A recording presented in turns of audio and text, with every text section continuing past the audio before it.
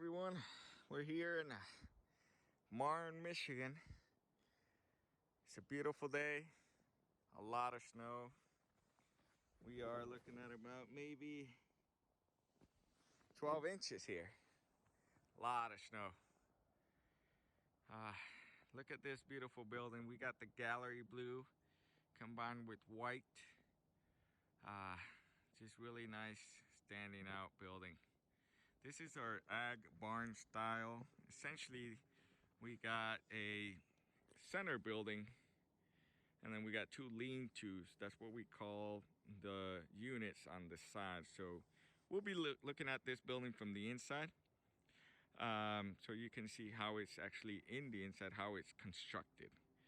But we had the center part being 16 wide, and then the lean-tos are 12-foot wide. The center studs are 12-foot tall, and then the outer ones are, I believe they are about 8 to 8.5. Because those doors are overhead garage doors. We do offer the roll-up door option, but these are overhead garage doors, and those are 8x7. So I'm sure the drop came to about 8.5 to 8. So we do have a customer did put a door on this side. If you notice here, they are walking from here. So they also added another door on the left-hand side for easy access. In this case, this is where they've been getting access to the building when in this winter. We got the horizontal panels, which is the most cost-effective. I highly recommend this model when it comes down to getting a very cost-effective building, but always getting that vertical roof.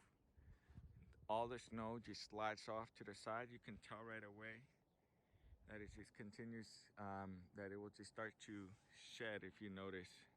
Go down there.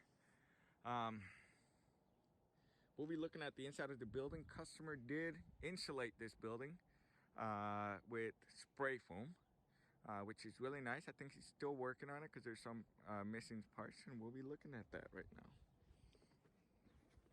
This is our standard mobile home door that we offer. But if you notice here, the customer did insulate their building with spray foam insulation. Outside it's about 19 degrees. In here it feels about maybe 50s, 40s. No heater running here. It does work. See if you notice here, the customer's still working on that part. But if you notice here is where we got the 12-foot studs, and then the lean-tos come off of these studs, and that's where they're landing about at 8. Here we also have the anchors that we use for concrete. So in this case, the customer poured the concrete first, and then after pouring the concrete, we come in and we anchor it with the concrete wedge anchors. So they're concrete expansion anchors. Once you pound them, they expand, they don't come back out. The only way to remove them, chop it off. With us, we automatically quote you all the required anchors to make sure it's certified to meet local codes. The wind rating that we standard do is 115 miles per hour, 120 miles per hour, wind warranty. Something really cool here is that, so if you notice, we got like a header bar to support the trusses, so that way the customer can get access straight here without having uprights in the way. On the other side, she didn't have that. So, in order to go through, the supports, the studs are in the middle. So we can always build a header bar that will allow you to access from one side to the other. It's pretty inexpensive. And here are the overhead doors.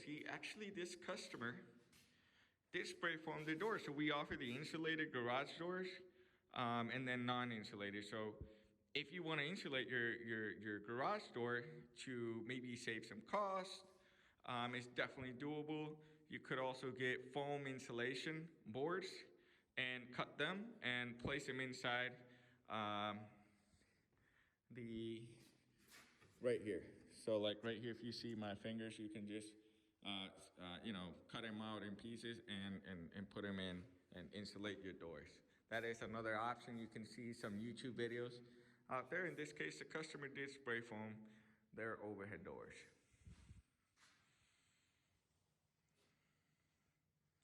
If you have any questions, please leave them in the comments. We'll be happy to respond. These buildings are made from Midwest Steel Carports. So our website, it will be in the description as well. So if you are interested in getting more information, we'll be happy to help you. We're all about servicing our customers.